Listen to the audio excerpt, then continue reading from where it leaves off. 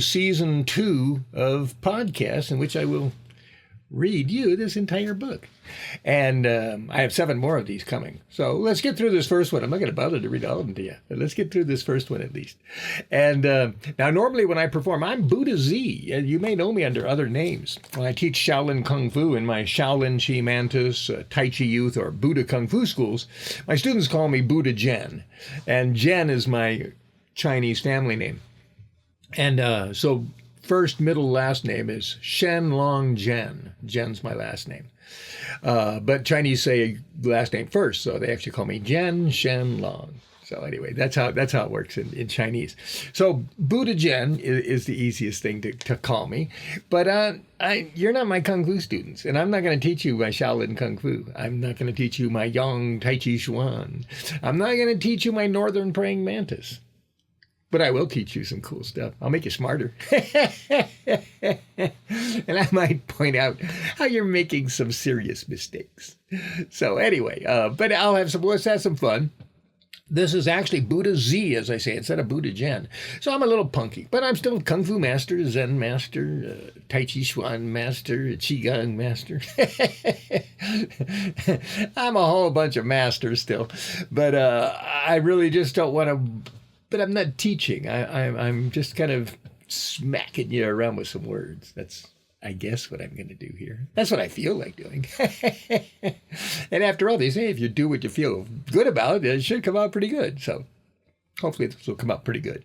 All right, so here we go. I got my new setup here. I'm actually in my office here, and I got my computer right in front of me. Now, the book we're reading is this one. And I'm going to make these podcasts kind of short, too. So this may be a long one because I'm going through a whole expose here. But anyway, the point being is that this book is a cool book. Yay, cool book. Written by me. And so what we're going to do is I'm going to read it to you. And I'm going to maybe explain it to you, but we'll keep it real short. So hopefully it'll be more inspiring that way. You'll get this short little thing, and hopefully it'll bubble in your brain and make you smarter. Like a lot of these things have made me smarter. This is me kind of sharing my smartness with you. All right. So anyway, I don't know what to do. I kind of planned this out. I marked in the book how far we'd make each episode. So let's just go by that. The name of the book is 4 Noble Truths Explained. What the heck's that? Well, we'll explain that. That's my job, is to explain that. In fact, the whole idea of this Buddha Z podcast is I'm going to explain things. I'm going to just stick to certain things that really need more explanation. All right, and it's written by Buddha Z, which we've already elaborated on. And this is book 1 of 8 of the original Buddhism of India. Does it say that on the end? Yeah, it says that on... Oh, everything I'm reading to you is actually on the cover there. Okay, this is the title page inside, so it kind of says the same thing. Got a whole bunch of bookmarks in here for various reasons. Okay, because I did the audiobook on this already. It looks like we just got to read this one page real quick. Oh, I just summarized. Okay, so here it is, nice and quick and sweet. What the heck am I going to do? Well, I'll tell you right now. This is the first of 8 books written by Richard Del Conner, Buddha Z. I hold it up like this, my chin up a little better. A Buddha Z to enlighten anyone who can read English. You can't read English. I don't know if there's going to be any translations. Sorry about that. With the wisdom within the 4 Noble Truths of the original Buddhism. The original Buddhism. That's important to remember. Created by Buddha Siddhartha Gautama over 2,000 years ago in India. So that's what this book, it's not talking about all the other offshoots and the Tibetans and the Japanese and the Cambodians. There's different flavors of Buddhism since it left India. So we're talking about the original, okay? Which they should all be in harmony with. All this information I'm going to give you should be exactly what they're going to teach you. But they just may say it differently, but should be the same exact thing, or it's not Buddhism. This is actually the heart of Buddhism. I'm showing you the very basic foundation of Buddhism. Anybody who doesn't teach this, know this, understand this, live by it, or benefit, or can teach other people, if they can't do any of those things, they're not really a Buddhist. They're not. That's the basics. You got to get past it. That's the kindergarten of Buddhism. All right, so let's get out of kindergarten here. All right, here we go. All right, so continuing along, 2,000 years ago is when this book was written. Well, actually, longer than that. Well, 2,000 sounds long enough. The succeeding books of this this Four Noble Truths Explained, this book series, will focus on explaining these Four Noble Truths and utilizing more information of Buddha Siddhartha Gautama, the original guy, to empower people to attain the benefits of self-discovery and self-improvement. Yeah. The only reason Buddhism ever worked is because this guy, the original Buddha, was super smart. I'm in awe of the guy. I really am. I'm supposed to be a smart person, but to be honest with you, I'm in awe of this guy. He's amazing. Okay, anyway, so let's continue. I just got to read you these 8 things here. So what am I saying? I'm saying that the book 1, which is this one, is going to basically talk about the original Buddhism of India. The next book, book 2, is going to actually elaborate on Noble Truth number 1. And Noble Truth number 1 is life includes suffering. And then we're going to elaborate, there's 4 of them, remember? And then book number 3 is going to elaborate on truth number 2, which is the end of suffering. All right, so suffering begins and suffering ends. Okay, that's 1 and 2. Okay, it's not that complicated, but if you can't get past this way to view life, you're just going to spin your wheels and suffer unnecessarily. So let's improve your life. Let's reduce the suffering. All right, and so that's what number 4, book number 4 is, which is going to teach you about Noble Truth number 3, how to end suffering. Okay. And the last book, number 4, what does it take to be a Buddha? What does it take to actually be a Buddhist? It's these 4 things that made Siddhartha Gautama a Buddha. One day he didn't know those 4 things. The next day he was a Buddha because he knew those 4 things. He didn't know them. He's not a Buddha. He knows these 4 things. He's a Buddha. You getting the gist? All right. So this last one, number 4, truth number 4 is how to live. Oh, I just kicked the camera. Did the whole world jump around on you? But anyway, I'm still in the frame. I don't know. Should I move it back? Yeah, I think we kind of lost some of my black background. Earthquake, yeah. Well, I am actually, to be honest with you, I am literally on top of the San Andreas Fault. I couldn't have picked a perhaps worse location because not only am I on top of the San Andreas Fault, but on the other side of it, I've got the Edwards Air Force Base. So if Korea decides to exercise some of their atomic might, that's going to be the first place they're going to blow. So I will have a quick and painless death, hopefully. But if the Koreans don't get me, the earthquake still could, because not only might I fall into the crack, but I'm on sand. I'm up here 3 times. I'm in Lancaster. I'm in the desert with all those Joshua trees. You'll see. I'm going to do a whole bunch of videos, music videos even with them, because they're just so cool. I love it. It's like being in the Flintstone age. But anyway, all these Joshua trees around here. But anyway, the point is it's all sand. And having had a wife who was actually in the Mexico earthquake, whenever that happened back in the 60s, she was driving to work and she told me all the stories about how that earthquake was. And I visualized it through her. I've got a real good visualization of what it was like to be in that earthquake. But the point being is that city was built on sand, and so that's why it behaved in a certain way. So I'm living on sand, so I'm like being in Mexico City. Yee, there's an earthquake, but more on that later.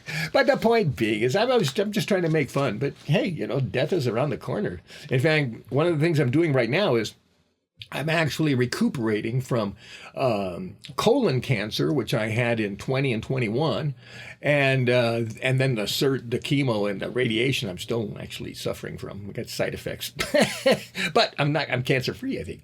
So anyway, and then last year I had both my hips replaced. So the last 4 years I've just been in pain and suffering. Talk about being a good Buddhist. I think I've had a great attitude, but considering I've had a really good attitude.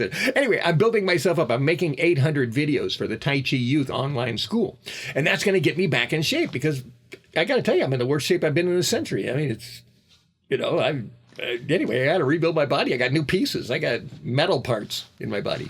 So anyway, I got to rebuild myself, and I'm going to use my Tai Chi Youth 4-year program to rebuild my body into the cool martial artist I know I can be. And I'm 71 years old, and I haven't taught people over 70. So I had to just nobody ever 70 ever wanted to be in my Kung Fu program. But I'm anxious. I'm excited to do it. So watch what can happen. But if you're in bad shape and you're 70 years old, then, forget it. I don't want to give you a heart attack. But if you've lived an active life and you've been you're decent health, I don't know, maybe there's some criteria I can make in there, then I think this program would be great for you. As long as you don't have any serious limitations, I think this program I'm going to teach you is what I've been teaching kids in everywhere from kindergarten to, I did have one student who was 74 years old, but I cut her some slack. But I've had one student. Otherwise, most of my students were, we'll say 8 to 50. So I've taught a wide variety of people. And this program I'm doing right now is the best. And after I get through that, then I'm going to go back to making swords and doing all kinds of other stuff in my other schools. But if I can get through this 4-year Tai Chi Youth Beginner program, which has all kinds, it's got the staff basics, but it's got the Qigong, the self-defense, the Chin Na, the Tai Chi Youth. It's just an amazing program. I will be in excellent shape it might take me 4 years to do it because there's 4 classes a week. I don't know if I'll do 7 classes a week to do it quicker. But anyway, that's what I'm doing right now. Why am I getting all carried? I guess I'm all excited. I'm trying to figure out how to integrate it into my life. In fact, I've actually figured out a way to do that because I want to get these podcasts going because I can't afford any money for advertising. So these podcasts are literally my commercials, infomercials. So anyway, well, you'll see. I'm trying to keep them short. I think I'm going too long on this one already. I don't see a time on. Oh, here we go. 11 minutes and 24, 25, 26 seconds. I actually wanted to make these about 15 minutes at the max, maybe even 5 minutes or something like that. And I'm thinking about putting a song on the end of them, and I got all kinds of ideas on what to do there. So, and I got me. Now, me as Buddha Z, I've actually been inventing my own kind of heavy metal rap. From about 10 years ago. And then, in fact, a year or two before I saw this movie, a Lego movie, in which I think Batman was doing like heavy metal rap. Like, that's kind of close to what I was doing. So I don't think it really went over anywhere, but that was the only thing I've seen that's kind of similar to me, I think. That was about 10 years ago. But I thought, hey, that's kind of similar to what I'm doing. But anyway, the point being is that I might put that music on here. It's by Buddha Z. And I was trying to actually sell it to other people, and not do it myself. So Buddha Z, the artist, doesn't exist except for one song. I put one song out there to claim my name, The Four Noble Truths of Buddhism. It's the rough tracks that I recorded in my car when I was homeless back in 2014, 15 at the latest. 14, 15, I did a lot of stuff, guitar stuff. It was really fun. Those were fun years for me. But more on that later. Okay, so anyway, there might be a song on the end of this, which would make it like 15 minutes. So let's call it quits. Oh, now, if you've ever seen me perform live as Buddha Z, before the pandemic, lockdown or whatever, I was performing as Richard Del Conner, philosopher, poet, for a couple years. And then I started performing in the end as Buddha Z, or both. Because people knew me already as Richard Del Conner, philosopher, poet, but then I just kind of introduced myself as Buddha Z. I don't think it really mattered. Not like the billing was I don't even think it was in the newspaper. I don't know. But anyway, point being is I did a bunch of shows. It's Buddha Z. And so the poems are this first book. So the other books, it might not be as much poetry, because these were fun. I was trying to teach people the only way I could, which is I was a homeless poet. And anyway, the reason I was saying that is at the beginning and end of all my shows, I used to do the Lohan bow, being a Buddha of the Zen Buddhism. So as I've been sitting here, I've been trying to think. I didn't salute in formally, but if I was to, I would have to stand up. I just wanted to, I guess I should have figured this out before I came here. But if I was standing up and I get here so you can actually see my head, I'm backed up against my drapes here. Then what I would do is I would raise my hands. And because I'm a disciple of Bodhidharma, this is why you should never do this, because if you're not a disciple, you shouldn't tell people you are. There's a lie. So anyway, I'm a disciple of Bodhidharma. And as a result of that, I lower my left hand and I bow one-handed like this. And then at the end of my shows, I would, bow again. So there, you got your 2 bows. That was the beginning and the end. And the meat of the sandwich kind of fell out. You got that first. All right, so there's the 2 slices of bread at the end. Oh, and there may be some jam. I don't know, what are we going to call this? An apple. We're going to have a little a reward for you tagged on the end of this.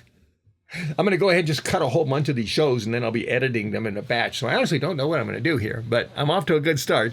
I got the book. I got you going. I got a good set. It looks kind of nice.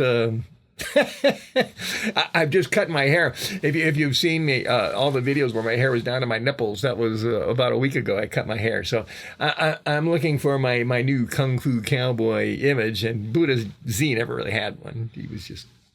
Anyway, so this works for Buddha Z. So, see you later. I'm sitting at the computer. What do? I'm turning it off over here.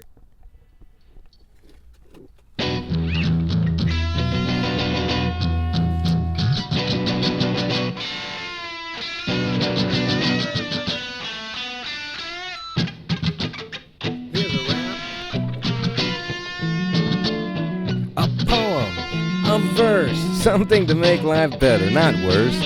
It's the basics of Buddhism. Buddha's first trick. It's the 4 Noble Truths to make enlightenment quick. He figured out, sitting under a tree, that life will never be perfect. It includes some pain and misery. But that's alright, he said. Most of this pain is in your head. Don't give up if you're not dead. What you gotta do is understand that things don't always go as you plan. Toss them out. If they don't make you feel good, those expectations should be understood. Don't just put a bandage on your brain. Figure out the source of the pain. Seek the truth about you and your world. Decide how you fit. Seek that truthful pearl that brings lights to your eyes. Moves the clouds from your skies. Which brings us to truth number 2. Now that pain and suffering has become understood, you realize, that everything must end. All suffering is temporary. You either die, if it gets worse, or you improve and survive. So you're understood your suffering. You see the end to your pain. Ignorance will lead you astray, but what you've learned and what you know can visualize the end. So noble truth number 1 is accepting that life includes some pain. Noble truth 2 says it won't always rain. And noble truth number 3, we lead you to the cure. If it can stop the pain be dropped, you know this for sure. So now you seek the first cure, the quickest or the best. Instead of just complaining, you are on a quest. Answers that you seek may lead to other knowledge. Seeking the truth in life is our greatest college. Learn from interaction, success, and mistakes. Number 1, you accept the truth.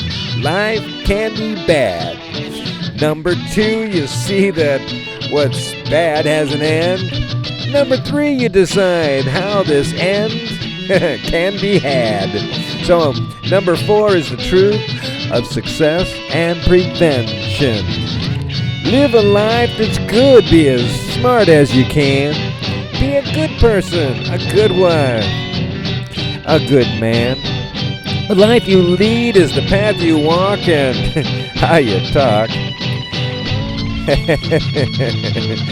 Choices are the crossroads of the path around the rock. There's going to be boulders, obstacles in your way. Choose the 4 noble truths to brighten your day.